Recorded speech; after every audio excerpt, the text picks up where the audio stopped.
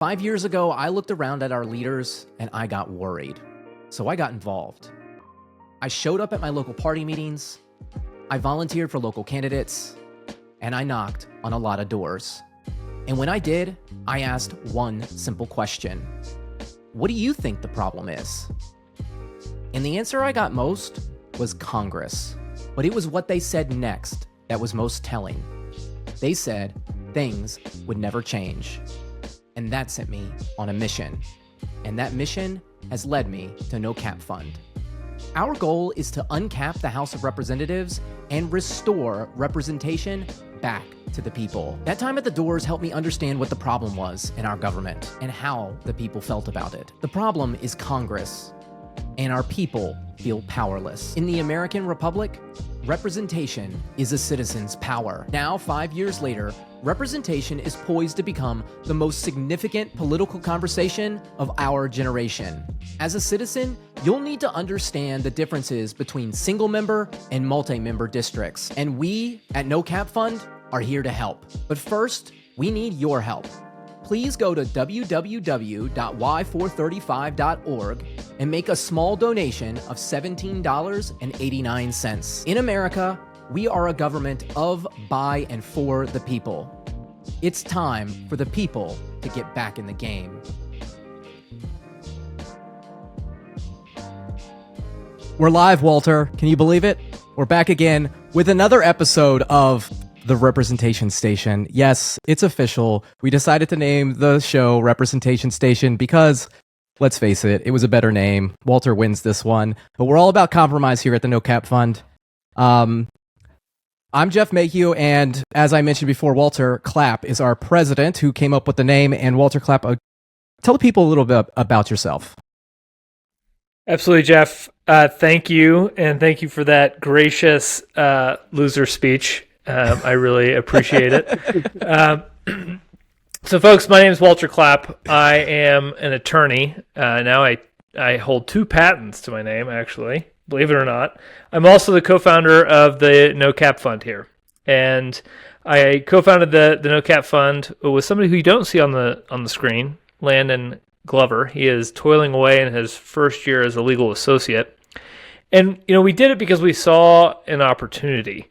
And that opportunity was to provide the people, a place to speak about representation and the need to increase our representation in the federal House of Representatives, where we already fought this whole thing called the American Revolution on a founding battle cry of no taxation without representation.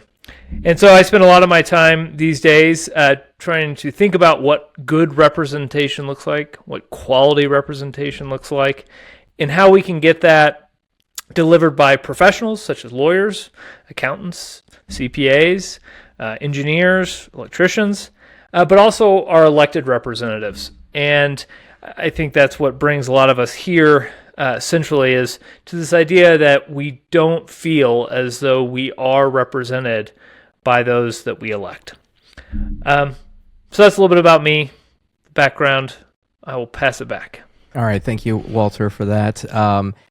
Also joining us is our treasurer, Roger Scott. Roger, why don't you tell the people a little bit about yourself? Good evening. My name is Roger Scott. I'm a CPA licensed and living in North Carolina. Clients all over the country, do all my work remotely. Learned about this issue about 10 years ago, and I've been enraged ever since. I finally found my tribe over the past 2 or 3 years, and here we are. I'm just here to spread the rage. I'm here to cool the tensions, okay? I guess Roger's the House and I'm the Senate in this situation, but I'll take it. Thank you, guys. And we have a very special guest with us today, Camille McKenzie. Camille is the CEO, founder, and chairwoman of the new Patriot Foundation. It's a grassroots organization that mobilizes local conservative activists to educate about legislation and elections shaping their communities. She's a former startup founder, Techstar alumna, and small business owner. Camille, thank you for joining us today. Yeah, thank you so much for having me. I'm glad to be here. So tell us, why did you start New Patriot Foundation? Why did you come to this point in your life? Yeah, that's a great question. I've been relatively interested in politics for the last couple of years, but never more so until really the primary this last year. I was a big DeSantis supporter. Felt like he was a really great executive who would be able to go to Washington and sort of tackle the issues that are facing a number of voters, and was very disappointed the fact that he did not advance any further in the primary. I would have liked to have seen him as our nominee. I feel like he's a great representation of what conservatism can be when executed flawlessly, which he does on a daily basis. And I really had a number of different friends that we met through social media that also felt the same way and felt like there was more that we could be doing as citizens to get involved politically. So we started this organization in March of this year. So we've only been going at it for a little less than 5 months. But we currently now have members in over 24 states with official chartered chapters in both Texas and Florida. And so we're growing quickly. You've got a number of people who felt the same way. They don't like to see where the direction of the country has gone. They are not fans of the direction that the Republican Party has gone and feel like they are politically displaced in the current environment. A lot of people had the hashtag going politically homeless for a number of months not that long ago. And really that's our base of members, is a lot of those people who feel like the Republican Party has moved away from conservative ideals, that they do not represent who and what they felt were, the party, the platform that it used to be. A lot of the pro-life language was stripped from the platform. Some of the pro-2A language was also removed from that as well. And so there are a lot of people out there who have felt frustrated at seeing the degradation of those conservative ideals, morals, integrity that have become commonplace in the Republican Party. And we felt like we could no longer sit on the sidelines and we needed to get involved. That seems to be a theme if you've been following along here on the No Cap or the representation station. Sorry, Walter, I'm still getting used to it. Last week we had Ben Connolly. He started his Substack because he feels like there's a void there. The week before we had Andy Tippett, who, does his podcast because, as he said, there's 11 liberal or progressive pundits to one conservative pundit. You're outnumbered everywhere you go. And when you're outnumbered in politics, that means you're out of power. And a lot of conservatives feel this way, and they're starting to group together. And I wanted to talk a little bit about what you posted right before we came on. It's like, you're an introvert and this is uncomfortable, right? And I think this is one of the first things I learned when I got into politics. It is not a comfortable environment. And the reality is, now that I've studied it, they make it uncomfortable to keep us away. But I think it's inspirational because even though it's uncomfortable, here you are. Here all of us are.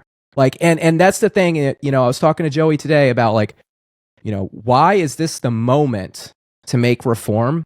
Is because a lot of people have gotten to the point where they're willing to do something uncomfortable because they believe in something, right? And that's how you really make change. So if you could just talk a little bit about that, about how, what are you doing to overcome your uncomfortableness? How did you inspire yourself to get here?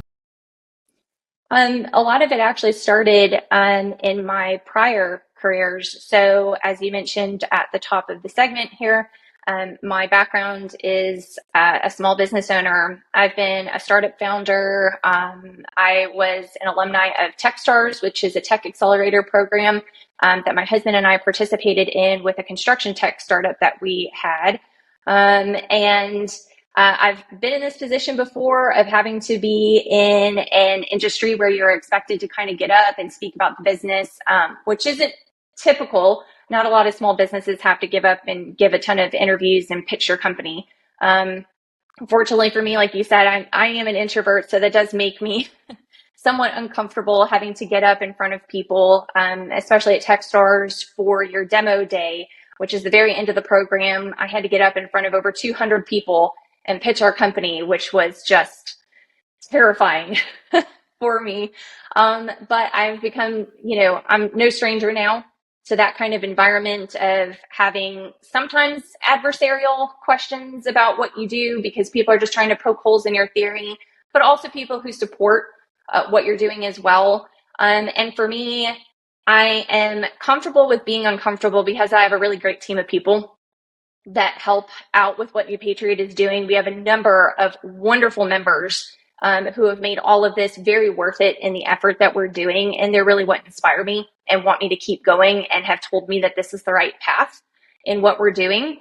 And so for me, it's being uncomfortable in politics was something that I had to just kind of suck it up and do. As a good friend of mine, Aaron Levisay, always says, the greatest title that you can have is that of citizen. And I think people really need to take that a lot more seriously. And I think you're seeing more people. I'm an older millennial, and you've got a lot of people who are in the millennial and Gen Z generation who have seen kind of the pitfalls of what happens when you have people in power and they're in power for too long. And they start making decisions that aren't really to the betterment of every other generation, especially those in the workforce. And so myself and my team all said to each other that we just cannot let this go anymore, that there needs to be something that's done, especially with the millennial and Gen Z generation, that if we want things to change, we're going to have to start making that move ourselves. There isn't anybody that's coming to save us. It's all dependent on us and our effort. So you're going to get in the country, like what you put into it, you're going to get that out of it. So if you're just choosing to sit on the sidelines and say, I'm not so much into politics, unfortunately, politics is into you. It's never going away. It's always going to be there. It's something that affects all of us, whether you want to admit it or not, whether you want to be involved or not. So it's your choice as to whether or not you're going to outsource those decisions to someone else. In my opinion, you don't really get to sit and complain about how the government is going or how a policy gets implemented or what's happening around you, especially in local politics. If you're not going to get involved, if you're not going to go out and vote in primaries, you don't get a choice in who the candidate is and who becomes that eventual nominee. You have to be involved. You've got to get educated on the issues. You've got to get educated on the candidates that are running and find people who believe in what you believe in. You're not going to necessarily find a candidate that believes in everything 100%, but at the very best, you can find somebody 60, 80% that has a lot of those same strong values, especially if you're conservative. We feel like we're not being represented currently at all levels of government in a lot of ways. And so I think for that kind of thing, it really just pushes you to move forward and be able to finally take up that mantle and say, I'm a citizen and I need to do something about that. I love that. I love so much about that. And, you know, like it's almost like a lesson for people out there who like want to make change. Like your story about like, you've gotten used to this little by little. You know, it was very uncomfortable, and it's not like you jumped into the pool, you like dipped your toe, you got used to the water before you kind of fully submerged. And most importantly is like, you've got a team around you that as you're learning to swim in this new environment, if you go underwater at any moment, you've got somebody great right there, a lifeguard to pick you up. And like for people out there that are frustrated and want to make change, that's the story you need to copy, right? Go find a team of people that can help you and go find out what you really believe in and start working to that thing. And it's going to be scary and it's going to be uncomfortable, but it'll get better and it'll get easier over time. And I think every citizen kind of understands this in their day-to-day life, you know, whether it's through like your job or maybe an ambition, a hobby, a sport, or maybe just through parenting, right? Like you learn that life is difficult. Something new is always uncomfortable, but if you really, really want to do it and you really believe in it, guess what? You can just go start doing it. Yeah, exactly. And for a number of the members of New Patriot that we have, the majority of them are actually first-time activists. We're a multi-generational org, so we hit every current generation that there is above the age of 18. So we've got Gen Z, Millennial, Gen X, and Boomers that are all involved in our organization. And even a number of our older senior citizens that are involved. This is the first time that they've ever chosen to get involved. And for them, they finally saw that there is a need for themselves to find the strength to get out there, find an organization that gelled with what they were looking for, and go out and make a better future for their kids and grandkids. A number of them are very concerned about the national debt and what that means for their future families. And so a number of them have wanted to find an organization that kind of spoke to what they're looking for.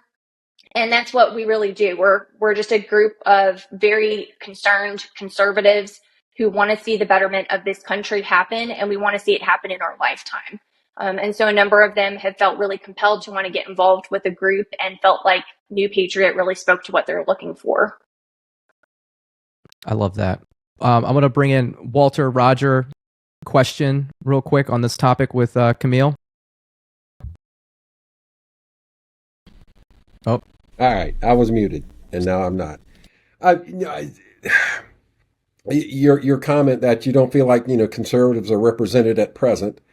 Okay, I won't argue with that, but I'm not a conservative. I don't consider myself liberal either, but I'm left of center. In North Carolina, I have a GOP congressman and 2 GOP senators. I promise you I'm not represented in North Carolina, nor is 50% of the state, right? Just over 50% voted for Democrats, but it's so badly gerrymandered that the GOP maintains a supermajority in the House, or both in the General Assembly. And even worse, we have a law in the books from 1917 that prohibits citizen-driven ballot referenda. I got no option. Even my local senator and representative are GOP. And some of them are even worse than that. They're MAGA, right? So I truly have no option. This is part of the reason I'm enraged. This is part of the reason I'm pouring my energy here. So I don't disagree that conservatives in some states are underrepresented, but liberals in states are underrepresented too. We're all underrepresented. Yeah. I mean, I think that we can all kind of agree on that. And I think, to what I think in New Patriot, you guys, and there's another one out there, Reagan Caucus, we had Thomas Howes on the space before we were doing live streams. And this idea of I think a lot of the people that are in power, regardless if they're on the right or left, the actual conservatives don't really think they represent them. So it's not necessarily about who has power. It's just about all of the people in power don't really represent the people they're supposed to represent. And I think, that goes into incentives and everything else. And that's part of why we want to uncap the House, to break that power structure, to, move power down to the individual community level so we can have a voice again. And you can have choice again, Roger. So you're muted again, Roger. Hold on. If we uncap the House, we get our goal, and the GOP is still able to win a majority, okay, fine. That's the way it's supposed to work. It's not supposed to work in gerrymandered way. That's the beef I have. Let's get away from the cap on the House, reduce the effectiveness of gerrymandering, make this thing work the way it's.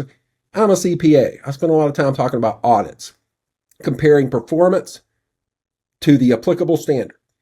Right? The applicable standards for the United States government are the Declaration of Independence and the Constitution. And as a CPA, I will not give an unqualified opinion to the United States government. They fail the audit, in my opinion. Walter, you had something there? Yeah. Well, I was going to ask Camille, so you run the New Patriot Foundation, I think. Maybe if you want to share your website. And then I know in the pre-show, we were talking about the definition of conservative, and it's kind of difficult to define, but maybe rather than defining it, if you could give me your pitch of, what are the principles that a conservative elected representative should represent? Okay, yeah, that's completely fair. So our website right now is actually newpatriotrebellion.com, and that will be changing soon. We've actually changed the name of our organization to New Patriot Foundation. We have a new site that's launching here in the next month or so that has a lot more information on it, including a bill tracking segment of that, scorecards, and a number of other things that will be coming out. But in the meantime, you can certainly go to newpatriotrebellion.com. You can also go to our Twitter account at newpatriot_HQ. And there's a link there where you can also sign up to subscribe to our newsletter and our Substack, the Patriot Chronicle, which we also have, in addition to a monthly podcast that our education committee puts out, the Patriot Pulse. So that's available to anybody if they're interested in signing up for those. And then in terms of how I would kind of define conservatism for us or our group in what, myself, our team, and then our members, I know a number of our members, and we have some that are, American historians. We have one that's in the middle of writing his first book. A number of people have studied conservative texts for years. I know everybody would kind of come up with sort of what's their perfect definition of conservatism. So if you ask 10 different people, they probably give you 10 different answers. But what I know that we believe in as a whole for shared common values for our organization is that we really look to conserve the good, the beautiful, the truth, and the traditions that make America exceptional. We believe in prudence. We believe that executives, in the federal level, leaders across local and state government should work within constitutional process and the institutions. We're never looking to just tear down institutions without at least first understanding why they were there. We're definitely not about the Chesterton fence with just ignoring what was there and not fully understanding why and its reason behind it before trying to move progress on something. And we really believe in meritocracy, a healthy skepticism of authority, and that we believe in ordered liberty. So for us, a lot of it is more just about how you live your life. We, contrary to what, liberals might like to think about conservatives, but we actually believe in equality even more sometimes, I think, than the left because of our moral belief in fairness. That's really important to conservatives. We really want to embrace independent thought and being able to utilize that to your advantage to then put together into a community of people that have that shared same sentiment. We take pride in our work. We take pride in our families and believe that the nuclear family is important to our country. And really that traditions and then a strong mooring to an established foundation is really important. I feel like we've lost maybe some of that over the last, couple decades. I think some of those values have kind of gone by the wayside, which is why a lot of people, like I said, feel politically displaced right now. Yeah, what do you mean for our listeners by ordered liberty? So that's a great question.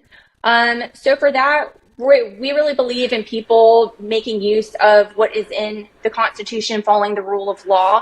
DeSantis is a great example of that, of returning the power to the people, not making it a centralized authority in that way, but really being able to make people the central tenet of what government stands for and does. And so for us, I think looking to him and his leadership, looking at Reagan and what he did during his time, a lot of that is what we hope future leaders will aspire to be again, is embracing that idea of governance, that exceptionalism, and that return of power to the people, I think is really important.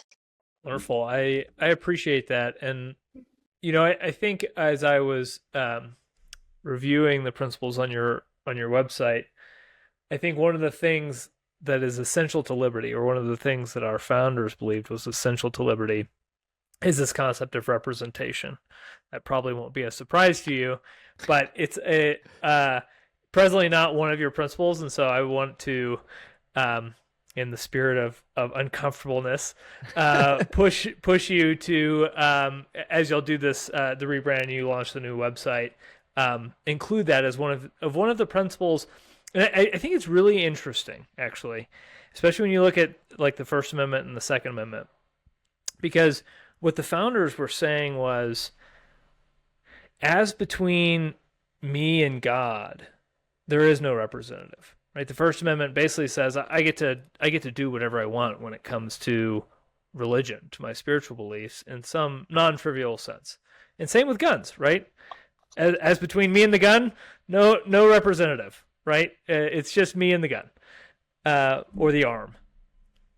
But as between me and human institutions, there was an amendment that was proposed first, right, actually before what became the First Amendment, that would have instilled specifically this fundamental right to representation.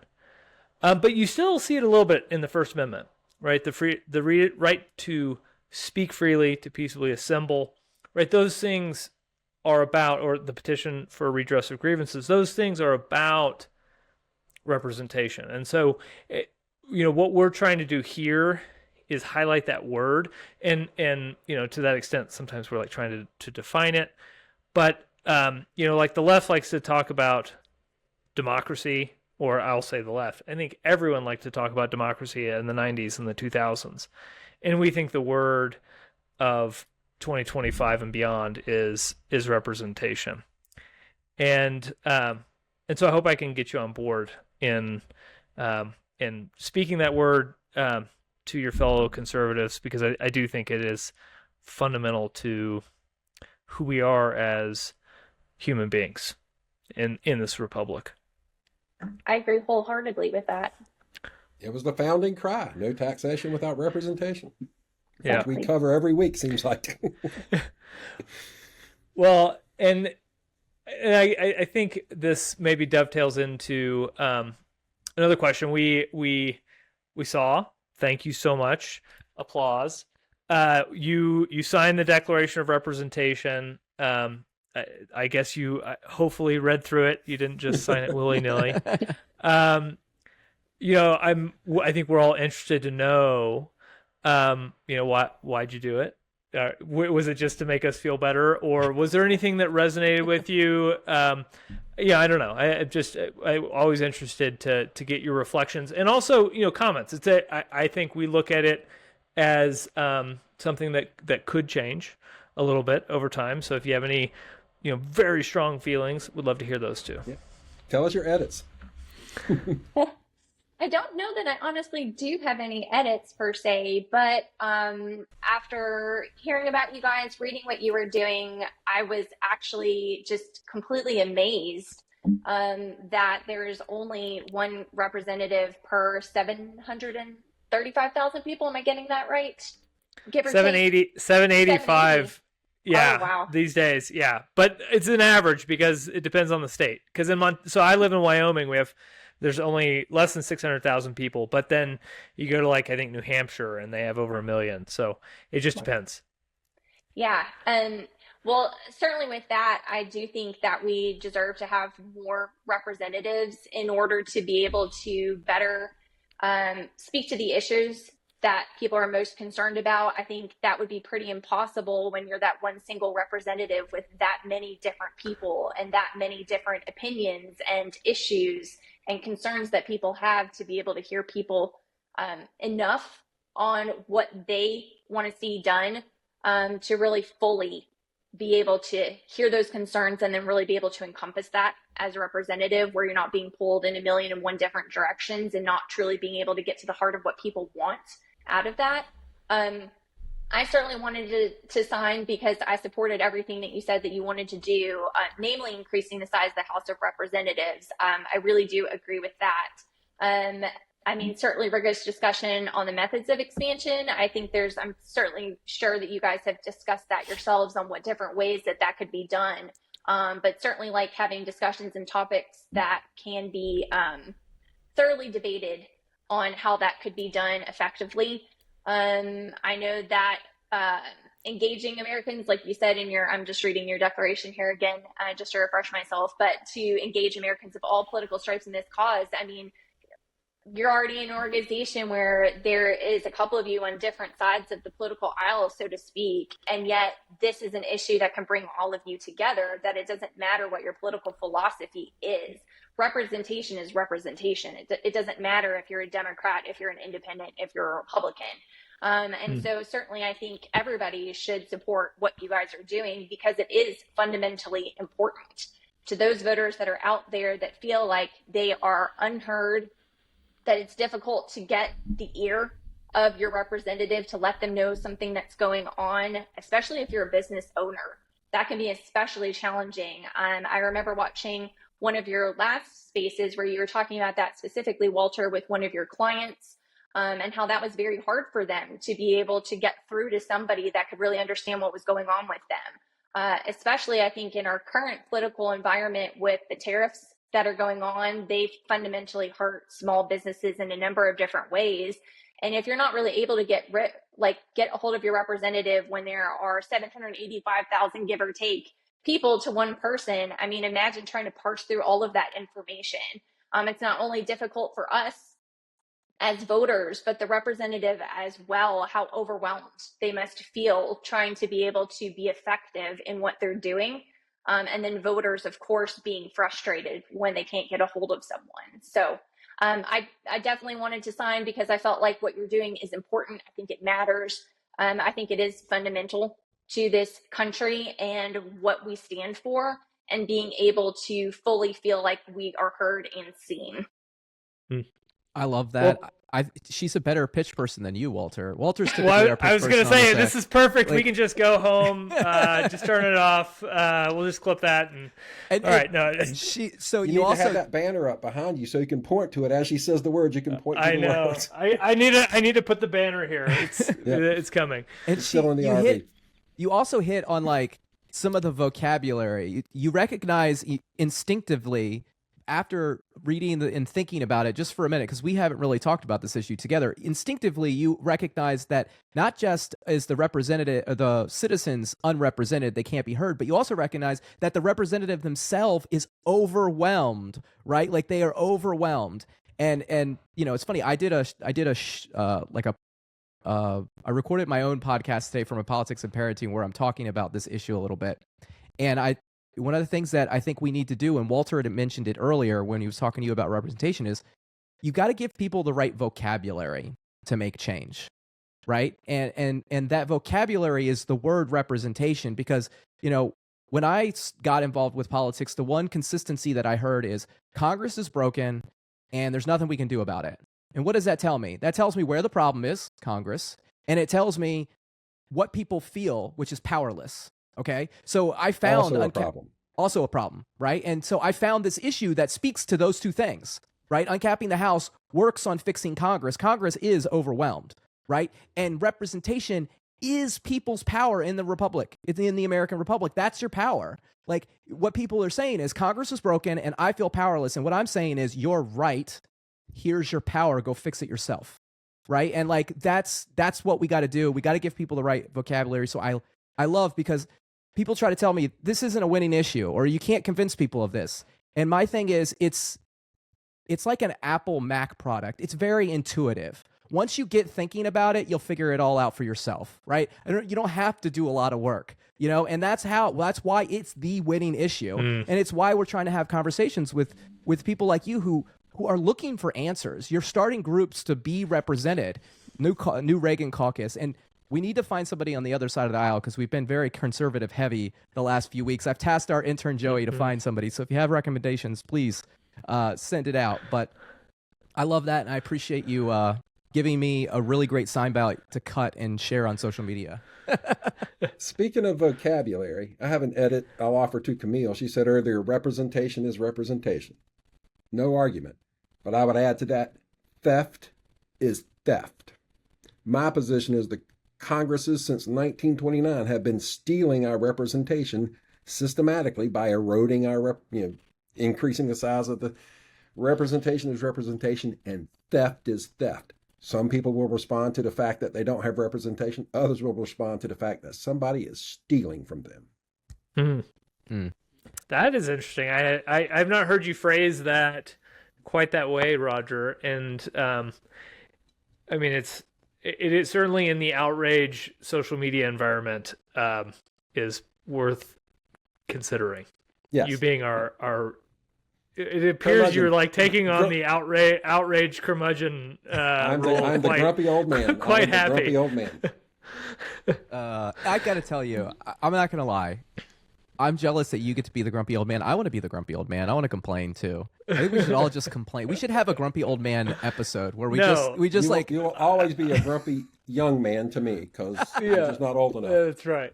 True. Well, and I'm always going to say, and yet, despite all of these problems, there is a path towards resolving them. And that was, I think it's important to remember that things feel impossible until they don't, right? And I think you just got to keep grinding and putting in the work. And that's another thing that I think both of the small business folks who've been speaking, and Roger, who also has, I think in no small way, cut out his own slice of freedom, and myself included, I think we can all appreciate. There's a thread here, which is this idea of self-improvement, right? Of the idea that with these freedoms, with this representation, like we're going to get better. And I one of the issues is it is like a little bit of a chicken and the egg problem, right? Like Jeff, you and I constantly hear like, oh, this is so difficult to educate on. People don't get it. But I totally agree with you. It's like you start talking to people about representation and they're like, oh yeah, that makes perfect sense. I had no idea that the house was capped in 1929. I had no idea that the founders proposed an amendment on this issue. There are certain facts that can be distilled pretty quickly if you have somebody who's engaged. And I just totally agree that it is pretty intuitive. Once you get somebody to say, here is actually what you need to focus on. You're focused on griping. You're focused on the problems with the media, the problems with Trump, the problems with Hillary, whatever it is, whatever person you want to complain about. It's like, hey, actually your problem is it's just this simple thing called representation, right? Like if you want your values to be reflected in another person, that's a representation of your values, right? We're talking about this concept that is just, it's foundational to what it means to be an American. And people's minds just start clicking. And it doesn't matter what their education or training is. There's no special education needed to understand, that a parent represents a child, right? That an electrician is going to do things for you that you can't do for yourself, right? If you don't have that training. And it really is, I think that we're a nation of people with a tremendous amount of common sense, but also a tremendous amount of learned helplessness. And this is, I think the problem that many of us are facing is that people are just like, I'm going to go buy a 12-pack and go into the mountains. Like they don't want to deal with it, right? They're just done. They're just done trying to figure it out, trying to understand what's going on. And which is unfortunate because we've got this solution. Here's a clear-cut path to resolution. But maybe this goes to, I know, Camille, I think you all focus kind of more on the state and local level. Is that right? And I'm just wondering kind of strategically how you think about this problem of learned helplessness, or does that factor into your strategy? Yeah, learned helplessness is definitely something that exists. A lot of voter apathy exists. Right. Yeah. And I was going to say that in a way, like the classroom is kind of analogous to what you're talking about. The sentiment that's there is, imagine the teacher who has one too many students that feels very overwhelmed with the number of people that they're trying to help. You've got kids that are faster learners, slower learners. You're trying to get by and get everybody the help that they need. But, sometimes they're overwhelmed with too many kids per classroom. And then imagine being the kid who's trying to figure out where they fit into all of that, what their level is of learning, where they need help best. And you're always trying to get that one person to be able to be everything and anything to everybody. But it's pretty difficult to do in some of those situations. So that was what I just wanted to say to your last point. And then in terms of sort of learned helplessness and voter apathy, I think unfortunately it's very much what you guys are trying to do with the idea of adding more representation, is that just a lot of people have tried. I think they've tried to be heard. I think they've tried to go out and volunteer on campaigns. I think they've tried to go out and get active in their community. They've showed up to school board meetings. You saw a number of people that if they hadn't got involved in Virginia, when that was going on a couple of years ago with the boys in the girls' bathrooms, and, there's a number of different things that were happening there. These people did try to get involved, but sometimes, they were turned away, or they weren't listened to, or they just felt like, the things that they were trying to do, that people were strong arming them to prevent them from moving something forward that they knew was important to them in their community.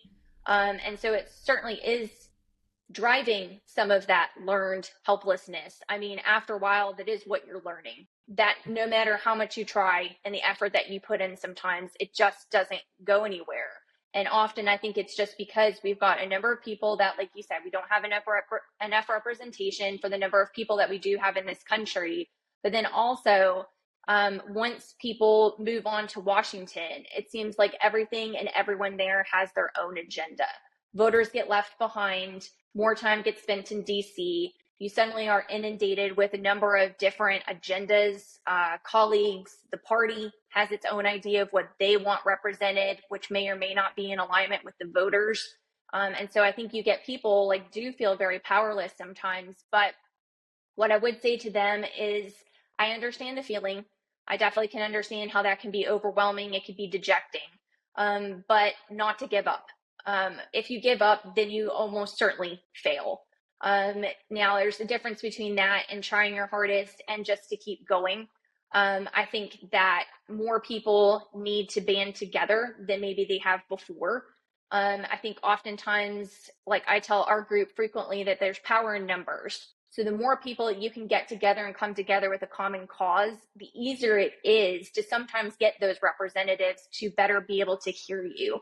It's easier to ignore somebody kind of one-on-one.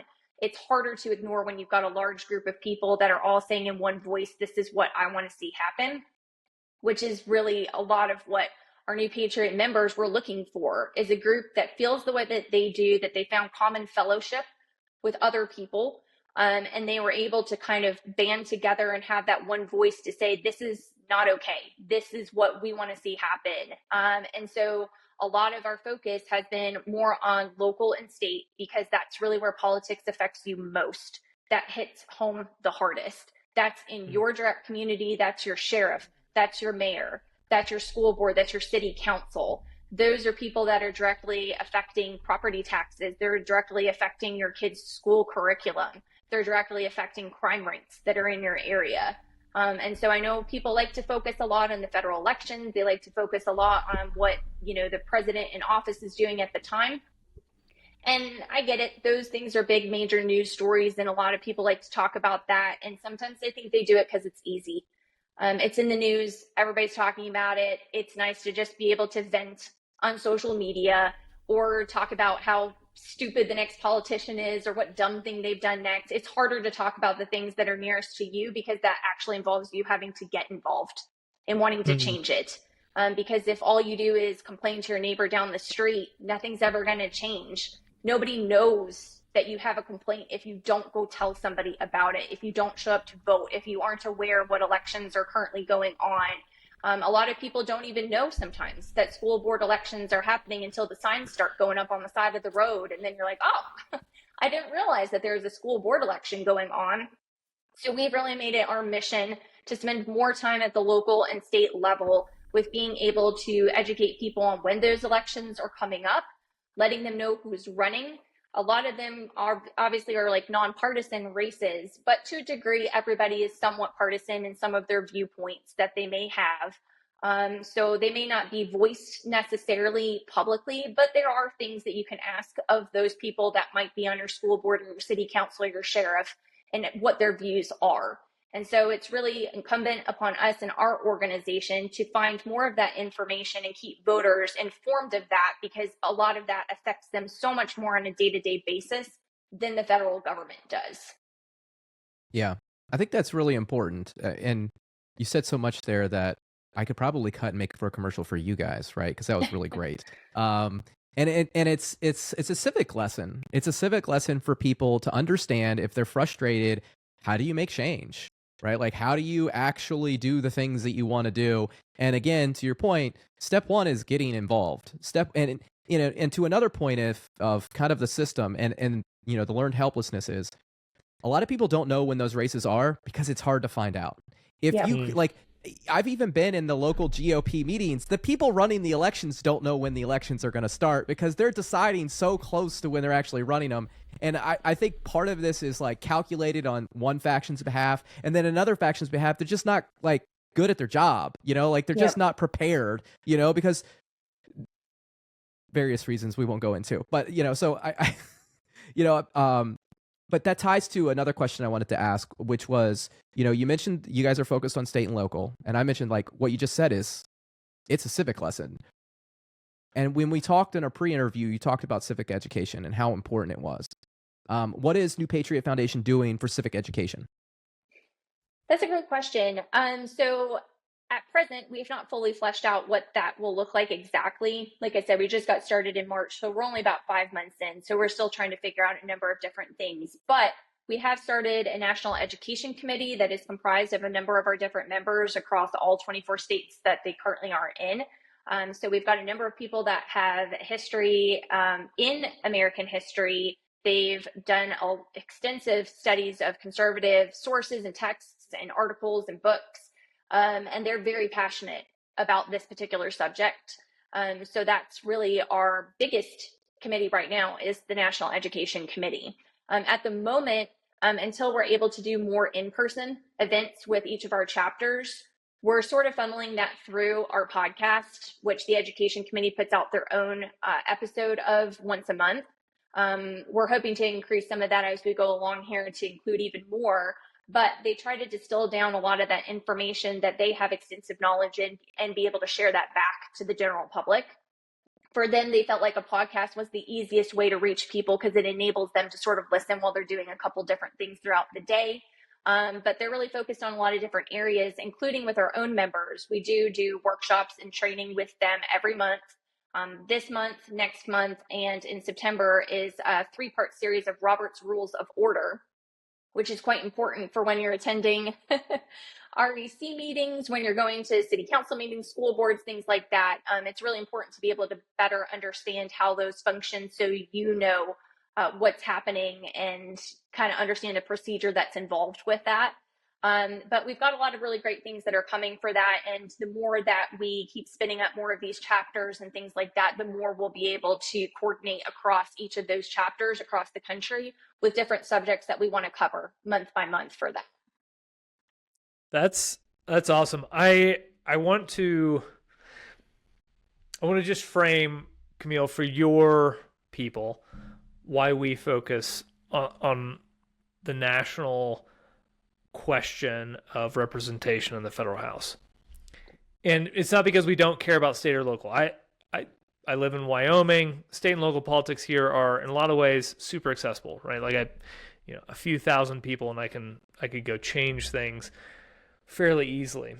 The problem that I run into, I think, is that the people that tax us, and Wyoming, we have no state income tax, so you pay property tax, but then you're paying 20 to 40% in federal income tax, and when you include Social Security and Medicaid, Medicare, the people they're being taxed, they don't have any say over where or when or if their sons or daughters go off to war, and so they kind of, I think they threw up their hands a long time ago, probably 50 years ago or a generation ago, and just said, whatever, the folks will take care of it. Somebody else will take care of it. And I think we've seen a resurgence. There are people who are super, dedicated to making change at the state and local level here in Wyoming, I think across the nation. But they're limited, I think. I think the numbers are somewhat limited because I think a lot of people look at the equation and they're just like, okay, yeah, I can affect something at my state or local level, which in a lot of ways, the state police power, so they have a lot more power. But I still don't get to decide where my taxes go if I get taxed. And I still don't get to decide, when and if my sons and daughters go off to war. And so I'm not suggesting that you change your tactics. I think what you're doing makes perfect sense, especially like educating on Robert's Rules of Order. I think that's probably the most premium important point for all of your listeners who are trying to impact state and local politics. What I would just say to all of them is, if we want to grow your ranks, if you want more people to show up that are well informed, what we need is a federal representative branch that is engaging, that makes it so that the average person does not feel disconnected, and so that they have the opportunity to both educate their representative and be educated by their representative to inform what's going on locally, right? Because often, things get tried in Wyoming or Idaho or Montana or another flyover state, but the folks in the South or on the East Coast or the West Coast, they never hear about it, right? They don't know because, okay, well, like maybe the governor went to some meeting where they cross-pollinated, or maybe somebody's got like a sibling or a cousin. But unless you're steeped in it, like that's precisely the type of thing that a representative is supposed to do, right? They're supposed to represent the good ideas of their state and say, hey, buddy, you know what I found out from my constituents was this thing's really working well. You should go try it in Georgia, right? That's precisely what representation was supposed to be about. It's about cross-pollinating good ideas, the surfacing of the good ideas from the states. Where do they cross-pollinate? In the House of Representatives and the Senate to a lesser extent. But, without that, I think that we unfortunately are I think we'll continue to hit this wall of people who feel unrepresented. Anyway, so all that is to say, I hope y'all keep fighting the good fight at the state and local level. We're going to fight the good fight at the federal level. And I think that we can mutually agree that, what you're doing is important and what we're doing is important. And what we're doing is maybe it's a slightly longer term game plan as far as, reaching that milestone and the after effects that might follow on. And what you're doing is more immediate, right? You can immediately affect a local race at the school board level. But I think both are important to each other. Yeah, what I would say now to I'm that... inspired. I think we should do a podcast on the Oxford Encyclopedia of Electoral Systems. Definitely. It's a real thing. What I would say is we need people like Camille and Thomas from Reagan Caucus. We need those people to be successful if we're going to be successful, right? And like I want to be in an organization where all of those people are welcome into our group, right? Because we all, again, there's one thing that unites everybody, and that is the power to control your own life. And in the United States Republic, it's representation, and we should all be united around that. And we should be doing everything we can, and we are, as there's three of us, we're doing as much as we can to help people like you, to help people like Thomas, to help groups that feel like they're not represented get a voice, get heard. And we're not three, we're five growing six, Jeff. Come on. I'm sorry. Yes. Which, by the way, my goodness, Joey Joey is one of our interns. He's at YAF right now. And, he's asking people about uncapping the House. He's telling people about New Patriot Foundation and Reagan Caucus, right? So, like, this is what we need. We need young people involved. We need energetic people, ambitious people who want to get out and talk about this issue. So, Joey, you're probably not listening because you're at a conference right now, but you'll listen to it back later. Thank you very much. We appreciate it. Okay. So, I want to get into kind of like a question for the group. I was having a conversation with Joey today as he was driving to YAF, and I was basically like, this is what we should do. And I thought about it. I was like, I wonder what everybody else would do if they could wave a magic wand. So I wanted to ask the group, if you could do anything in our politics right now, like create a movement, create a party, uncap the House, a policy position, like what is the thing that you would change, or multiple things that you would change? Maybe you've got a small little plan, but you've got to be able to pitch it in 2 minutes. Okay. So it can't get, because if you go over 2 minutes, you're not going to be able to bring somebody to your thing. All right. This is like, for listeners out there, I grew up not doing politics at all. I grew up watching sports and sports talk shows. There's a great talk show on ESPN every day at 5, and then 5:30 was Around the Horn and PTI. And I made sure I watched them every day. And they toss topics around. You get They got 30 seconds. I'm giving you guys 2 minutes because this is politics. But I'm going to do it in 30 seconds. All right, go ahead, Walter. Go ahead. I'll let you go first. Okay. Dear America, here's what we're going to do.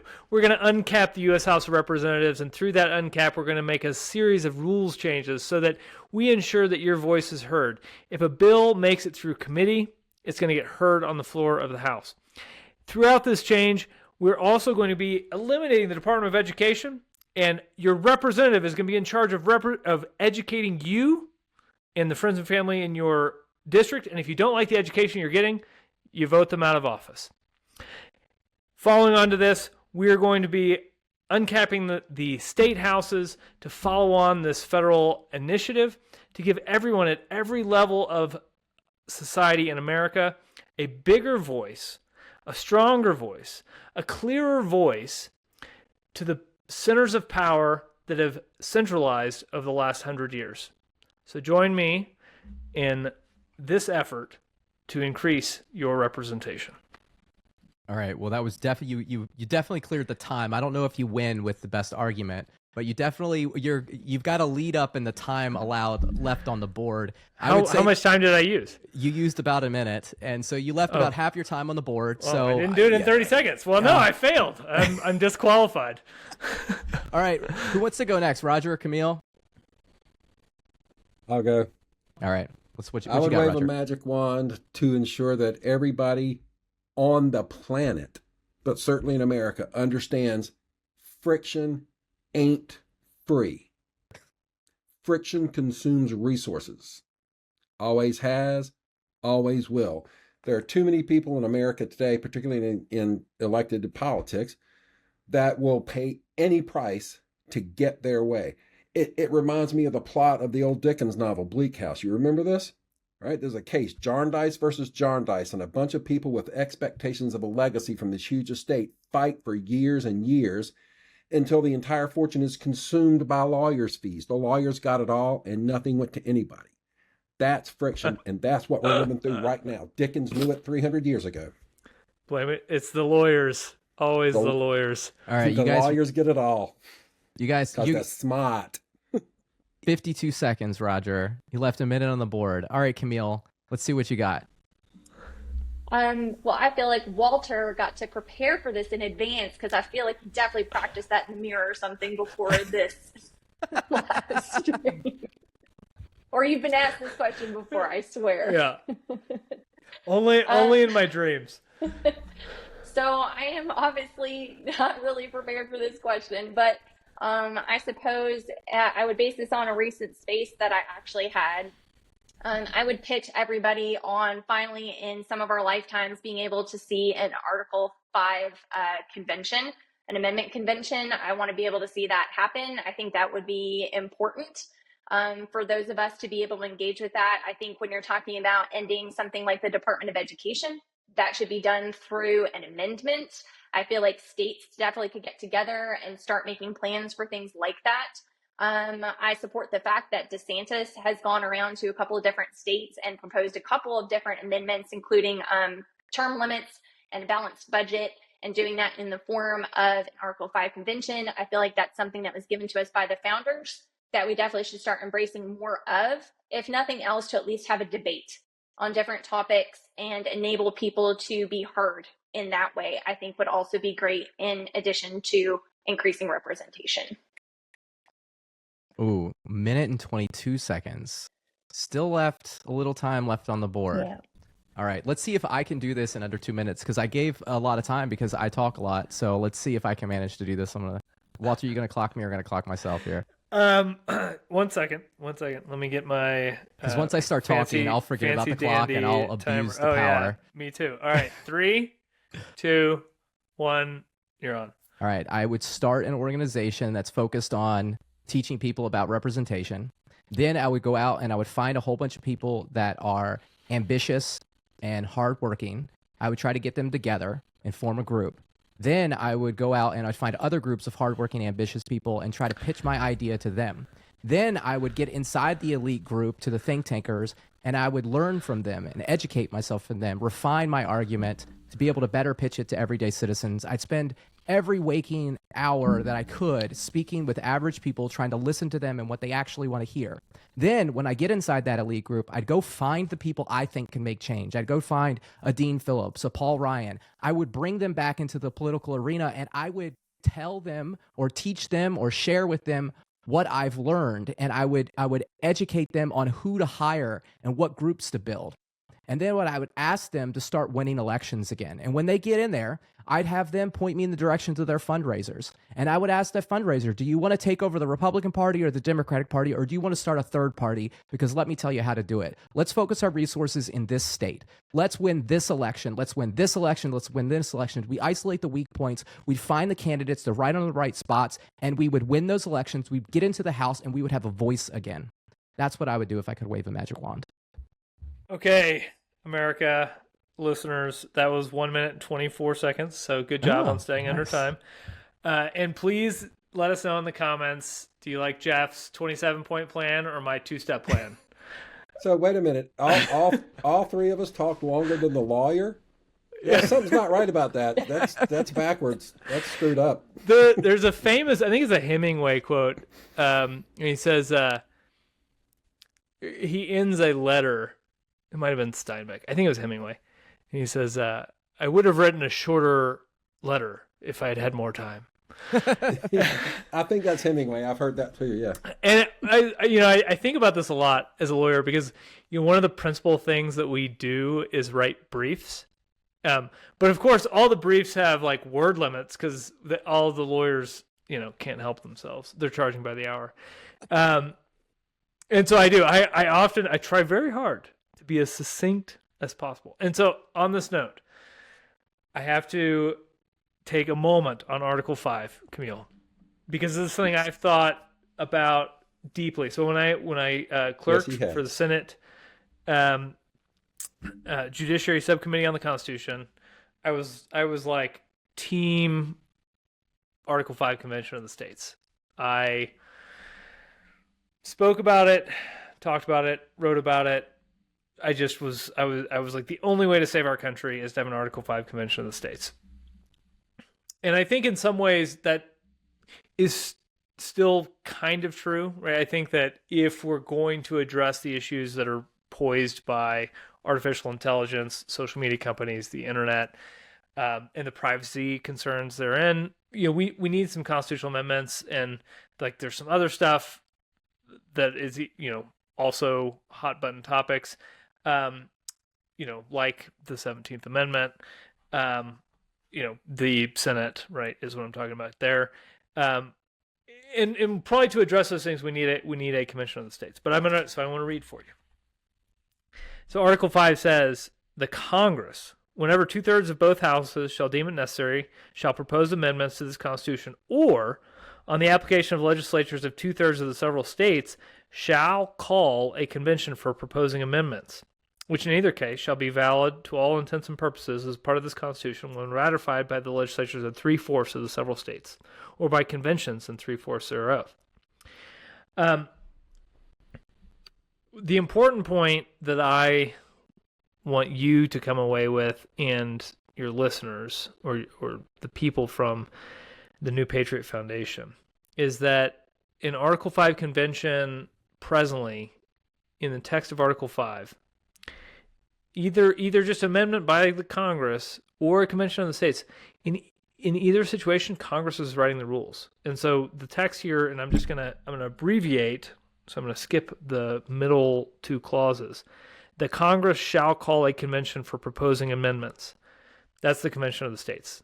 And the reason that's important is because, as a person who's familiar with Robert's Rules of Order, you can understand that if the current Congress were to call a convention for proposing amendments, even if it was a convention, called by the states where they said, we just want a limited convention, you could imagine that it might not be that, right? That ultimately Congress has the power to decide what the shapes and contours of that convention are going to be. And I think until we have a Congress that we can trust, a House specifically that we can trust, I'm deeply concerned that a convention of the states could lead to outcomes that are not in the best interest of liberty, I'll say.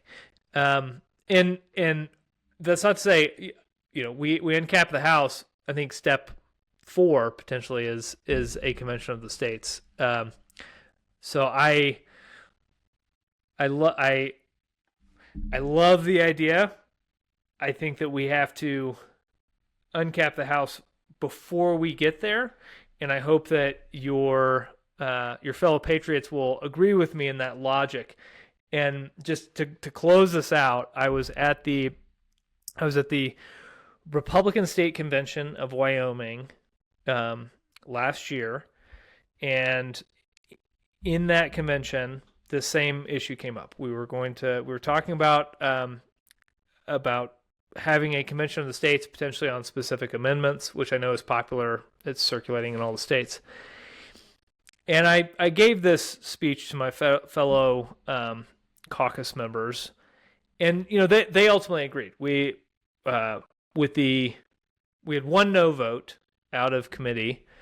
So I think 22 of the 23 counties in Wyoming voted to agree that we should uncap the House before we have an Article 5 convention of the states. And so I hope that you and your folks might consider that as they, as we have successes at the state, or you all have successes at the state and local level, and we're thinking about national issues. I really think we want a Congress we can trust before we push that button. Yeah, I can agree with that. Go ahead, Jeff. Well, I was going to say, that was not concise at all. So everyone, feel free to hit me over the head with a Flintstone club now. No, and I was going to say is, in order to have a Congress that we can trust, we have to have an engaged populace, right? And that's why what Camille's doing is really important. That's why having people on the local ground talking about these issues is really important, because if we're going to get to there, it's like anything. I mean, our founders didn't believe that any system of government would survive without some level of virtue, without some level of, working within a system to contain self-interest, to make it work for you. But there had to be a certain number of people that were actually trying to work for the greater purpose of the government as opposed to just their individual self-interest. And I think that trust, that understanding happens when you have more people involved. Yeah, we've got little parties here in North Carolina. One that I've been to recently is called the Down Home Party. It's focused on a few counties in central North Carolina. I go to their meeting and I present them. Well, you can't see it because of my background, but we've got marketing collateral Jeff put together, and I'm handing these out. Go to our website, learn more about it, y435.org. I talked to somebody at the lounge at the American Airlines Lounge in the airport. I have conversations on Amtrak. Anybody who will stand still long enough to listen to me, eventually we talk about uncapping the House. It's just a thing. People avoid me now because of it, I think. Do you have business cards, Roger? I do not yet. I have some of the handouts. I thought I sent a message to the local printer to print me some before I left for Colorado, but I can't find evidence, and he doesn't have them, so I'm going to get some. But I know they're available. I just got to send the file to the right person to get them printed. Yeah, I've been carrying them around, and I've been finding creative ways to hand them out. Yep. All right. Well, it's getting to the end of our show. Camille, you have been just a fantastic guest. I really hope you come back on, and I hope you guys are wildly successful. Before we get out of here, if you could just refresh people about where they can find you and how they can get in touch. Yeah, so the best place you can really find us is actually on Twitter or X. I'll never get used to calling it X. A letter is not a name. It's Twitter. You can find us at New Patriot _HQ. We have a link in our bio there that will connect you with our website, as well as our Substack, the Patriot Chronicle, and then as well as our newsletter if you'd like to sign up for that as well. You can also follow me at Cam R. McKenzie, that's MacKenzie. We're happy to have more people following along with the conversation of what we're working on and building. You can also go directly to our website, which at the moment is newpatriotrebellion.com, but we are New Patriot Foundation, and we will have a new website coming out very soon. But thank you all for inviting me on to your show. I really love what you guys are doing. I obviously signed the declaration because I believe in what you all are working towards. And certainly I love to see the fact that there's this new crop of different organizations that we may be working on different levels of government and in different ways or purposes, but we are all doing it for some of the same shared reasons and values as we want to see our country do better. And we want to see people get involved. And so certainly, at New Patriot, we invite any collaboration that we can have with you all at No Cap Fund, and appreciate what you guys are doing. I think it's very important.